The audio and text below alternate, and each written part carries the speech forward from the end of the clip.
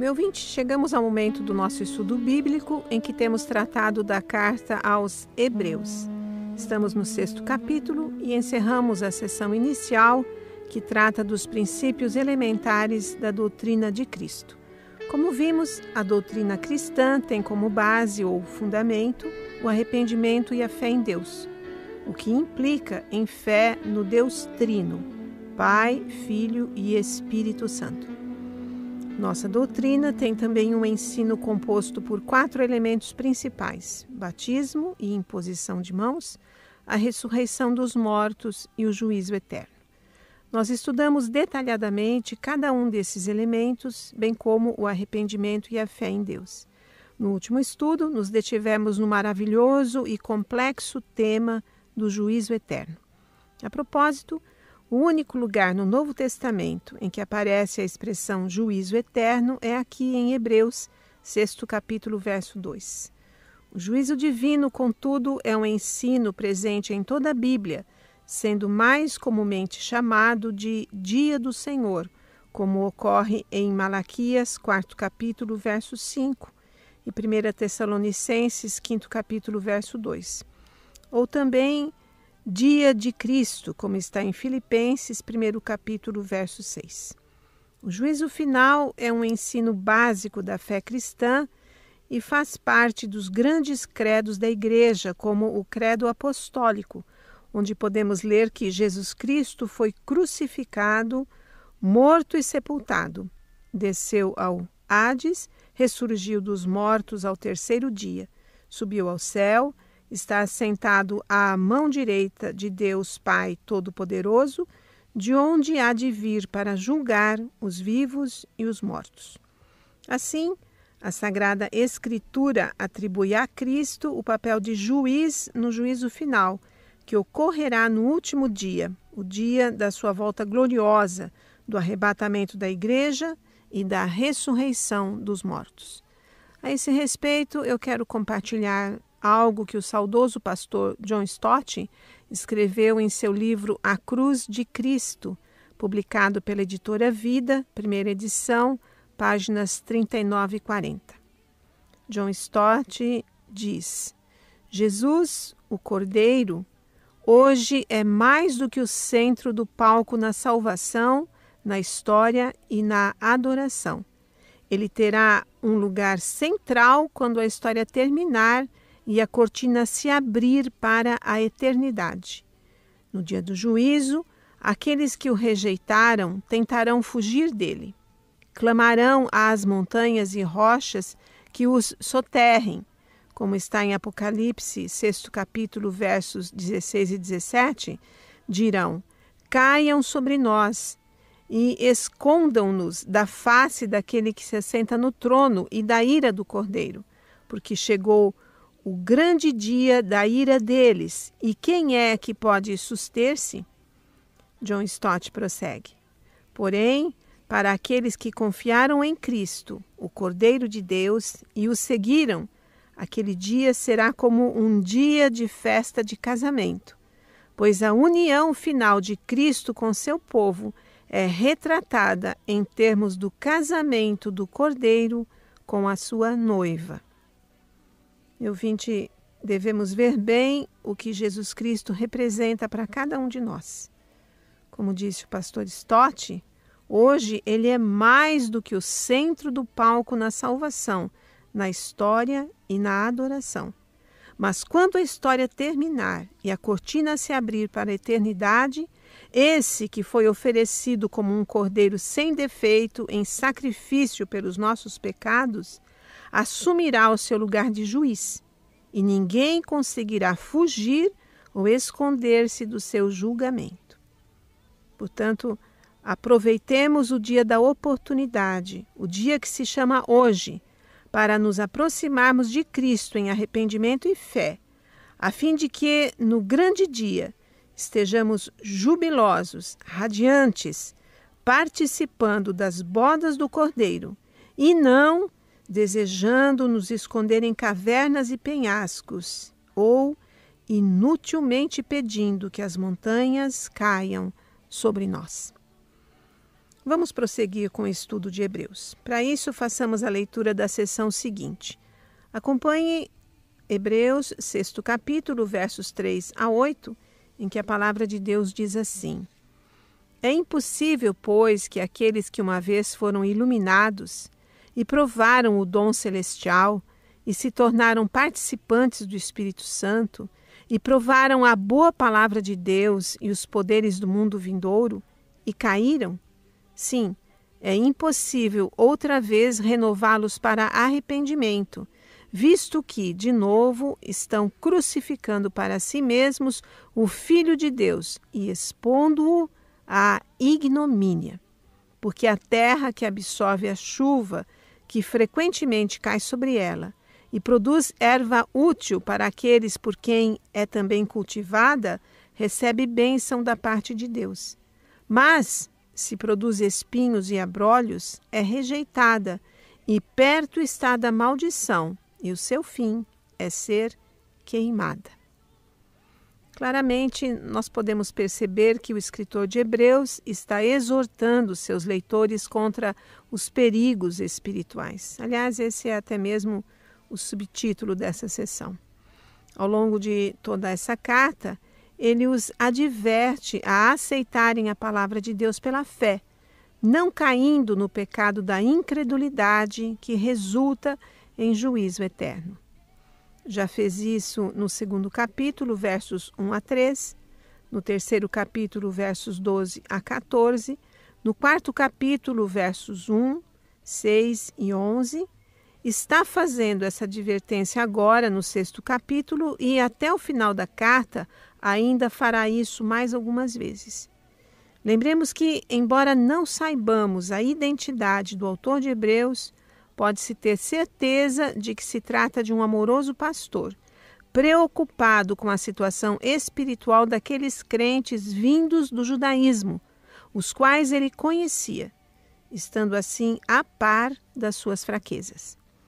Os versos 4 a 6 desta sessão tratam da questão da apostasia. Embora essa palavra propriamente não apareça no texto, é disso que se trata. Algumas importantes questões devem ser levantadas a partir dessa passagem. E a primeira delas é: quem são as pessoas mencionadas nos versos 4 a 6 que acabamos de ler? Quem são esses a respeito dos quais o escritor sacro afirma ser impossível renová-los para arrependimento? O texto identifica essas pessoas relacionando os privilégios espirituais que elas receberam. Primeiramente, trata-se daqueles que uma vez foram iluminados. O sentido da palavra iluminados fica mais fácil quando a examinamos à luz de 2 outros versículos que estão no 10º capítulo dessa carta. Vejamos, no 10º capítulo, verso 26, está escrito: Porque se vivermos deliberadamente em pecado, depois de termos recebido o pleno conhecimento da verdade, já não resta sacrifício pelo pecado. E ainda no 10º capítulo, verso 32, está escrito: Lembrai-vos, porém, dos dias anteriores, em que, depois de iluminados, sustentastes grande luta e sofrimentos.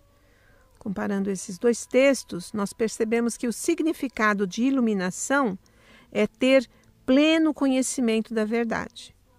Obviamente, a referência aí é à verdade revelada por Deus na sua palavra, com respeito à obra redentora de Cristo Jesus. Aliás, as palavras luz e iluminar estão intimamente ligadas à pessoa de Jesus Cristo. Isso já pode ser identificado no Antigo Testamento, onde iniciou-se a expectativa de que a vinda do Messias traria luz para os povos e afastaria as trevas da ignorância espiritual. Assim é que no livro do profeta Isaías, 9º capítulo, encontramos o anúncio do nascimento e do reino do Messias, aí designado com títulos honrosos como Príncipe da Paz e Maravilhoso Conselheiro. E no verso de número 2 do texto de Isaías, nos é dito que com a vinda do Messias, o povo que andava em trevas veria grande luz, e aos que viviam na região da sombra da morte, lhes resplandeceria a luz. Meu ouvinte, que os judeus piedosos aguardavam essa iluminação espiritual e que ela estava vinculada à pessoa do Messias, fica evidente no cântico do sacerdote Zacarias, pai de João Batista. Esse cântico está registrado no Evangelho conforme Lucas, primeiro capítulo, a partir do verso 67. Zacarias, lemos ali, cheio do Espírito Santo, proferiu esse cântico profético alguns dias depois do nascimento de seu filho João, glorificando a Deus pela redenção do seu povo. No verso 76, ele profetiza a missão que João iria desempenhar. Tu, menino, serás chamado profeta do Altíssimo, porque precederás o Senhor, preparando-lhe os caminhos, para dar ao seu povo conhecimento da salvação no redimi-lo dos seus pecados, graças à entranhável misericórdia de nosso Deus, pela qual nos visitará o sol nascente das alturas. Veja o verso 79. Para alumiar ou iluminar os que jazem nas trevas e na sombra da morte e dirigir os nossos pés pelo caminho da paz. Quando Zacarias compôs esse belo cântico, Jesus ainda não tinha nascido. Mas vemos aí a sua profecia de que o menino, filho de Maria, seria o Senhor que iluminaria os que jazem nas trevas. E com isso temos uma indicação de que as palavras de Isaías estavam guardadas no coração dos judeus piedosos, que aguardavam a vinda do Messias. Outra indicação encontra-se ainda no Evangelho conforme Lucas, por ocasião da apresentação do menino Jesus no templo, em outro cântico, agora o cântico de Simeão. No segundo capítulo de Lucas, a partir do verso 25, temos essa narrativa. E ouça em que termos Simeão louva ao Senhor com o pequeno Jesus nos braços. Verso 29. Agora, Senhor, podes despedir em paz o teu servo, segundo a tua palavra, porque os meus olhos já viram a tua salvação, a qual preparaste diante de todos os povos. Verso 32. Luz para a revelação aos gentios e para a glória do teu povo de Israel.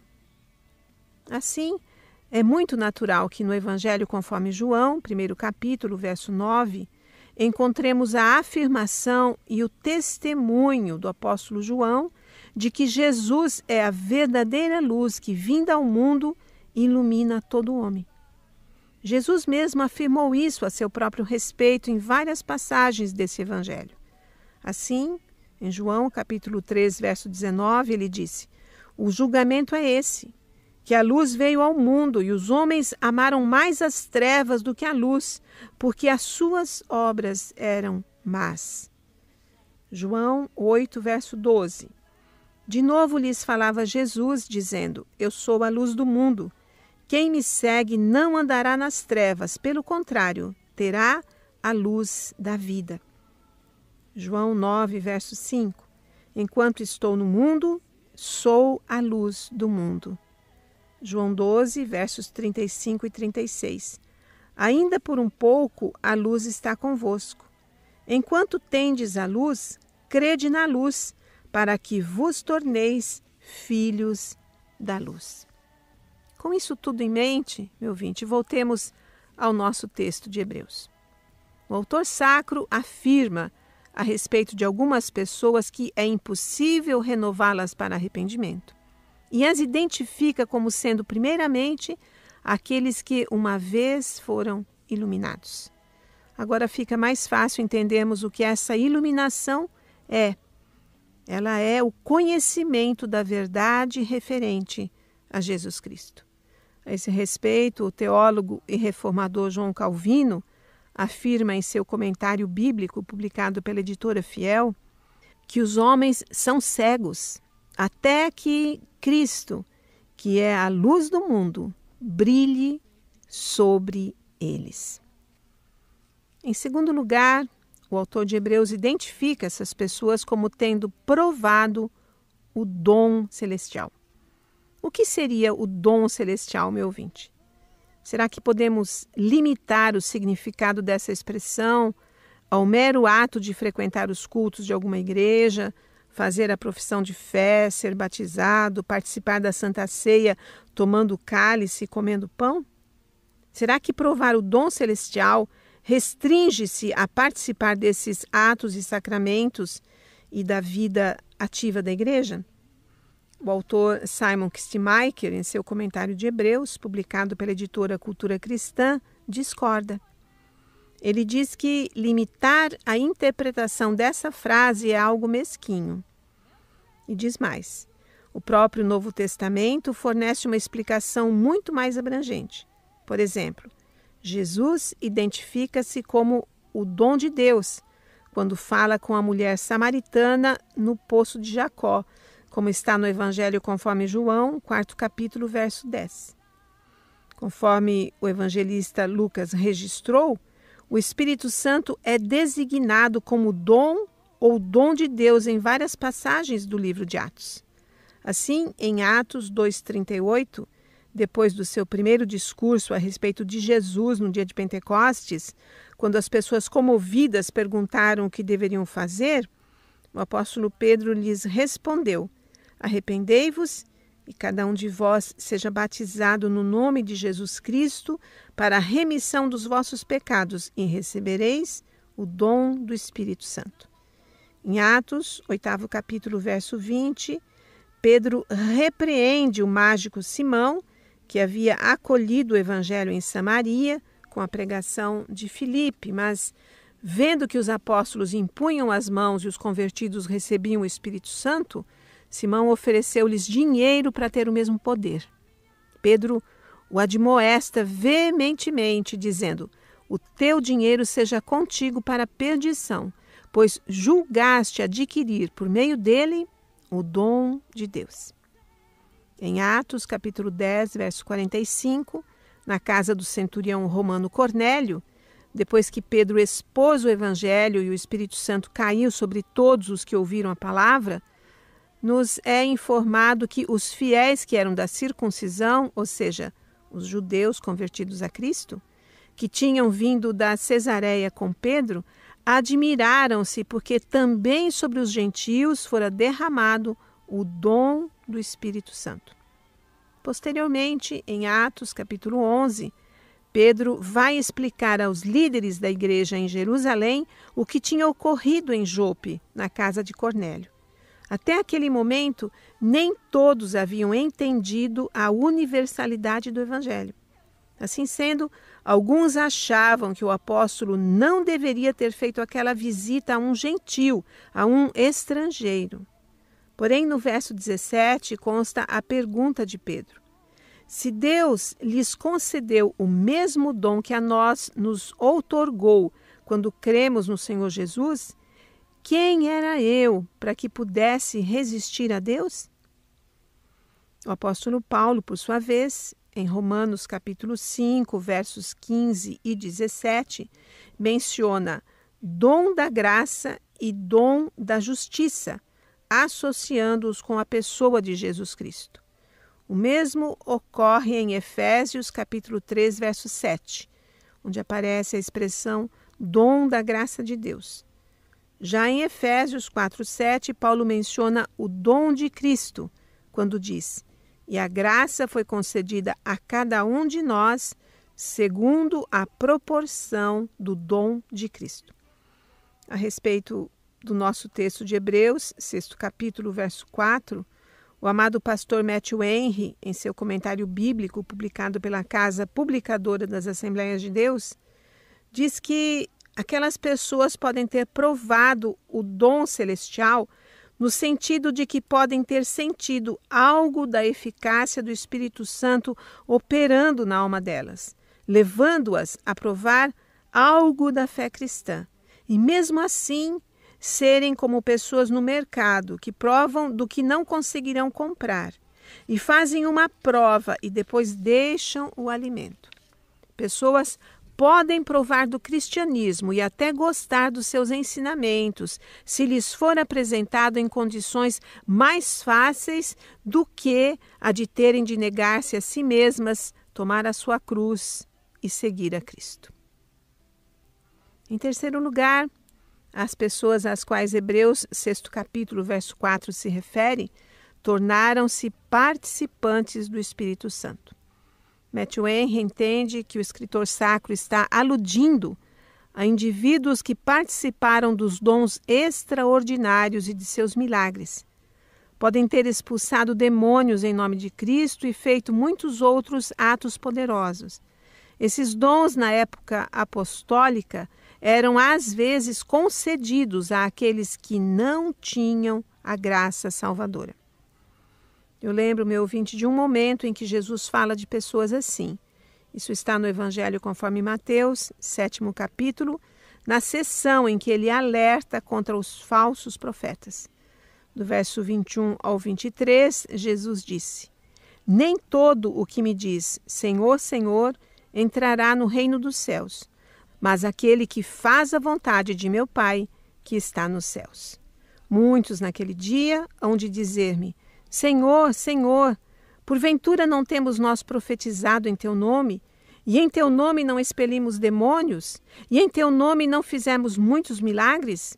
Então lhes direi explicitamente: Nunca vos conheci. Apartai-vos de mim, os que praticais a iniquidade. Parece-me, ouvinte, que esses que serão rechaçados pelo Senhor Jesus no dia do juízo participaram dos dons extraordinários do Espírito Santo, a ponto de terem podido realizar em nome de Jesus tão grandes feitos. Contudo, não foram aprovados e sua ruína é total. Em quarto lugar, outra identificação que o autor de Hebreus faz a respeito das pessoas que não podem ser renovadas para arrependimento é que elas provaram a boa palavra de Deus. Isso está no verso de número 5 do nosso texto. Outra tradução da Bíblia diz que provaram a excelência da palavra de Deus. Que a palavra de Deus é excelente, não resta a menor dúvida. É preciso ter coração muito endurecido ou ser inteiramente desprovido de discernimento para não perceber isso. A palavra de Deus é o próprio Deus falando, o Deus Trino revelando sua vontade ao homem. O professor Simon diz que quando Deus fala, o homem recebe um bom presente. Mais uma vez, o escritor de Hebreus usa o verbo provar para indicar o prazer em receber esse dom. Esse prazer consiste em ouvir as Escrituras proclamadas, obtendo alimento espiritual a partir delas. Matthew Henry considera que talvez essas pessoas tenham tido um gosto pelas doutrinas do Evangelho. Talvez até ouviram a palavra com prazer. Talvez até lembravam muito dela e falavam bem dela. E mesmo assim, nunca foram forjadas pelo molde da palavra de Deus. Nem permitiram que ela habitasse ricamente em seu coração. Isso nos remete à parábola do semeador contada por Jesus. O 13º capítulo de Mateus é um dos 3 endereços da Bíblia em que encontramos essa ilustração. A partir do verso 18 temos a explicação da parábola e vemos que a semente que o semeador saiu a semear é a palavra de Deus, ou a palavra do reino. Essa semente cai em 4 diferentes tipos de terrenos. Em 3 deles, a semente fica infrutífera, seja porque o maligno vem e a arrebata do coração, seja porque a angústia e a perseguição logo faz as pessoas desanimarem dela, seja porque os cuidados do mundo e a fascinação das riquezas sufocam a boa semente. Em apenas um tipo de terreno, chamado por Jesus de boa terra, a semente frutifica e produz com abundância. Mas é interessante notar que os 4 terrenos receberam a mesma boa semente. Sendo a palavra do reino, a semente é sempre boa. A deficiência não está nela, e sim nos terrenos, nos corações que a recebem e a impedem de frutificar. E então, em quinto lugar, a última identificação que o autor de Hebreus faz a respeito daqueles que não podem ser renovados para arrependimento é que, além de terem provado e participado de todos os privilégios anteriores, eles também provaram os poderes do mundo vindouro. Isso está no final do verso 5 do nosso texto base. Como podemos entender essa frase, meu ouvinte? O que significa ter provado os poderes do mundo vindouro? No comentário de João Calvino, consta que, no Novo Testamento, mundo vindouro nunca significa o tempo do Evangelho, e sim o mundo futuro. A expressão em Hebreus 6:5, nesse caso, indicaria o estado futuro, seja dos salvos, seja dos perdidos, no mundo por vir. Já o professor Simon Kistemaker faz uma aplicação mais ampla dessa frase. Diz ele que a continuação de provar a palavra de Deus é experimentar os poderes da era vindoura.